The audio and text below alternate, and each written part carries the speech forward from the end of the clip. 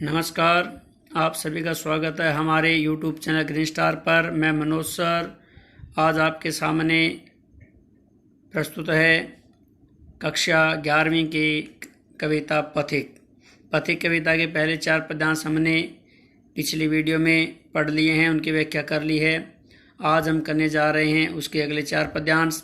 इस कविता के कवि रामनेस त्रिपाठी जी ने इस कविता में प्राकृतिक सौंदर्य का मनोरम चित्रण किया है और उन्होंने बड़े ही प्रभावपूर्ण शैली में जो प्रकृति की सुंदरता है, चाहे वो सागर की हो, चाहे वो कौन है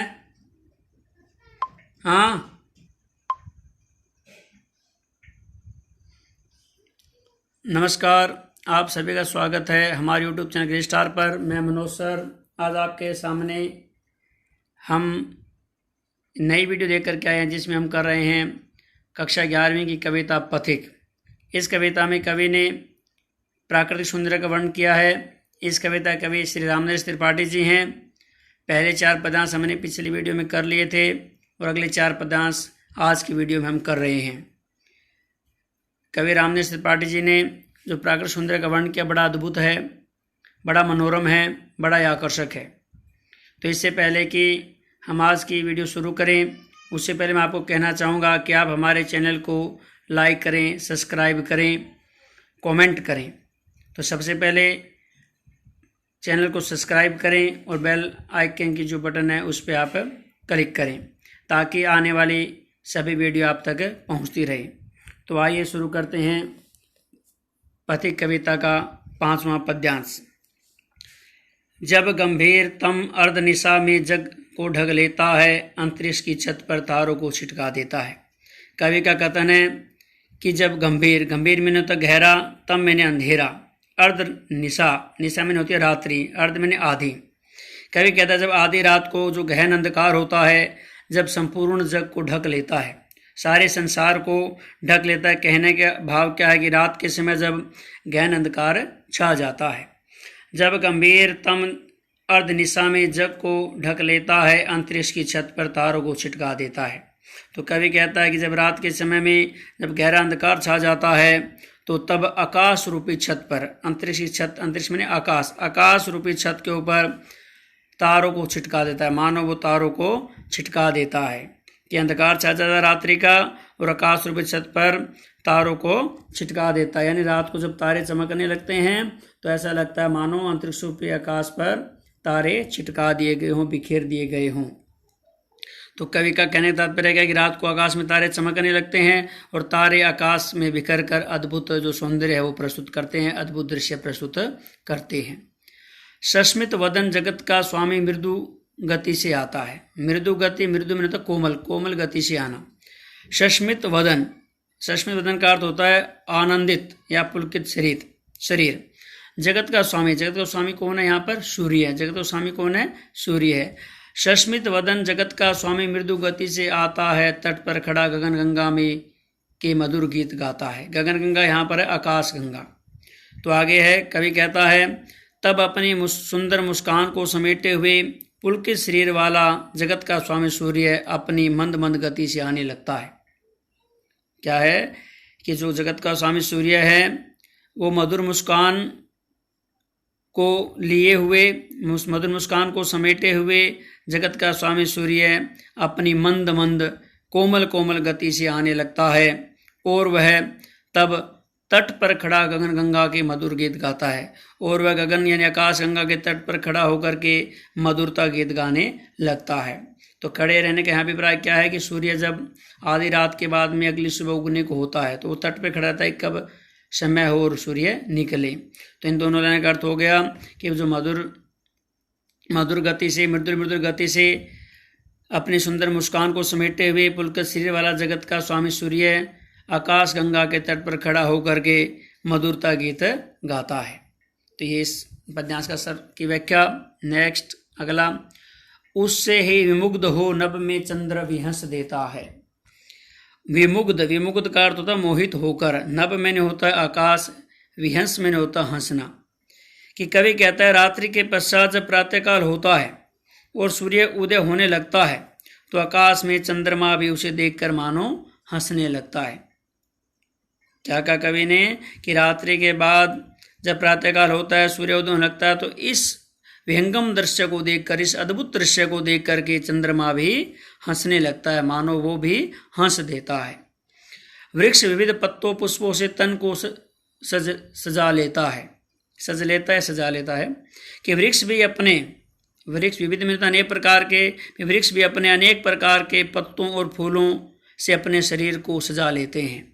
वृक्ष विविध पत्तों पुष्पों से तन को सजा लेता है। वृक्ष विविध में अनेक प्रकार के अपने पत्तों और फूलों से अपने शरीर को सजा लेता है। कहने का तात्पर्य क्या है कि वृक्ष भी अपने आप को सुंदर दिखाई देने लगते हैं, वृक्ष भी सुंदर दिखाई देने लगते हैं, वो भी अपने आप को सौंदर्य में सजा लेते हैं। पक्षी हर संभाल न सकते, मुग्ध चहक उठते हैं। आगे कवि कह रहा है जो पक्षी हैं वो भी अपने इस खुशी को संभाल नहीं सकते, हर्ष संभाल नहीं सकते, अपने हर्ष में तो खुशी, ये पक्षी भी इतने ज़्यादा प्रसन्न हो जाते हैं कि अपनी प्रसन्नता को संभाल ही नहीं पाते और अपनी प्रसन्नता को चहचाहट के साथ और मधुर ध्वनियों के साथ प्रकट करने लगते हैं। इतना सुंदर और विहंगम दृश्य होता, अद्भुत दृश्य होता कि पक्षी भी अपनी खुशी को संभाल नहीं पाते और वो भी चहचहाने लगते हैं। फूल श्वास लेकर सुख की आनंद महक उठते हैं। आगे कवि कह रहा है जो फूल होते हैं वो भी सूर्य उदय होने पर अपने सुख की सांस मिलती है, फूलों से सुख की सांस, यानी फूल भी अपनी खुशबू से सारे वातावरण को महका देते हैं। भी सूर्य उदय होने पर फूलों को भी सुख की सांस मिलती है और वे भी आनंदित होकर महक उठते हैं। कहने का तात्पर्य क्या है कि फूल भी सुबह के उस विहंगम दृश्य में खिल उठते हैं और चहुर वातावरण में अपनी महक बिखरा देते हैं या फैला देते हैं, जिससे वातावरण में आनंद छा जाता है। अगला पैरा जो हमारा है पद्यांश, वन उपवन गिरिशानु कुंज में मेघ बरस पड़ते हैं। आगे कवि क्या कह रहा है कि वन में कि प्रकृति के जो अनेक सुंदर दृश्य बिखर जाते हैं उसे देखकर उसमें बादलों का भी अपना सौंदर्य है, वो भी अपने सौंदर्य को बिखराते हैं। किस प्रकार कि वनों में, उपवन मैंने बाग बगीचों में, गिरी मैंने पर्वतों में, शानु मैंने कुंजों में और समुद्र तल पर, ठीक है, शानु सतह समतल भूमि, यहाँ शानु का अर्थ समतल भूमि, कि वनों में, बाग बगीचों में, पर्वतों पर, समतल भूमि में और कुंजों में मेघ बरस पड़ते हैं, यानी बादल वर्षा करने लगते हैं, बादल भी बरस पड़ते हैं। मेरा आत्म प्रलय होता है, नए नीर झड़ते हैं। अब कवि कहता है कि इस सुंदर दृश्य को देखकर, आकर्षक दृश्य को देखकर वह भी भाव विभोर हो जाता है, नए नीर झड़ते हैं और उसकी आंखों से भी आनंद से, उस आनंद को देख करके उसकी आंखों से भी आंसू की धारा प्रवाहित होने लगती है। मेरा आत्म प्रलय होता है, इसका अर्थ क्या है कि कवि भी उस सौंदर्य में अपने आप को खो देता है, कवि उस सौंदर्य में भाव विभोर हो जाता है और उसकी आंखों से प्रेम के आंसू, आनंद के आंसू झड़ने लगते हैं, भर आते हैं। पडो लहर तट तृण तुरु गिरी, नभ किरण जलद पर प्यारी, लिखी हुई है मधुर कहानी विश्व विमोहनहारी। आगे कवि कह रहा है, पुनः कहता है कि हे प्रिय, प्रकृति के चारों ओर एक मधुर प्रेम कहानी लिखी हुई है। यानी हम अगली लाइन को पहले कहे विश्व विमोहनहारी, कि जो प्रकृति की मधुर कहानी है, प्रेम की कहानी है, यह चारों एक मधुर प्रेम कहानी लिखी हुई है। कहाँ कहाँ लिखी हुई है? वह सागर की तरंगों पर, सागर की लहरों पर। पडो लहर, इस लाइन का सरल अर्थ आएगा कि पडो लहर की लहर के ऊपर, सागर की तरंगों के ऊपर, तटों के ऊपर, तृण मैंने क्या होता है? हरी भरी घास, तिनकों पर, तरु मैंने पेड़ों पर, गिरी मैंने पर्वतों पर, नभ मैंने आकाश में, किरण मैंने किरणों में, जलद पर प्यारी, यानी जलद मैंने क्या होते हैं? बादलों पर। यानी कहने का भाव क्या है कि सागर के तरंगों पर, तट पर, वृक्षों पर, हरी भरी घास पर, आकाश में, पहाड़ों पर, बादलों पर, अर्थात प्रकृति के हर स्थान पर प्रेम की मधुर कहानी व्याप्त है, जो विश्व विमोहनहारी, जो सारे विश्व को विमोहित कर देती है, अपनी ओर आकर्षित कर लेती है। तो कवि कहता है उस कहानी को पढ़ो, देखो और अनुभव करो। क्या जो प्राकृतिक छटा संपूर्ण जगत को मोहित कर रही है, इस मोहित करने वाले इस प्राकृतिक सौंदर्य को हमें अनुभव करना चाहिए, उसको पढ़ना चाहिए, उसको देखना चाहिए।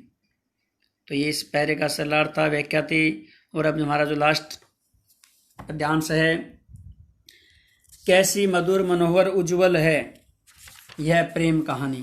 कवि कह रहा है कि प्रकृति जो प्रेम कहानी है कितनी मधुर है, पवित्र है, मोहनहारी है। कैसी मधुर, मनोहर, उज्जवल है यह प्रेम कहानी कि प्रकृति जो प्रेम कहानी कितनी मधुर है, मनोहर, मन को आकर्षित करने वाली है, उज्जवल है, पवित्र है, मोहनहारी है, सबको अपनी ओर खींचने वाली है।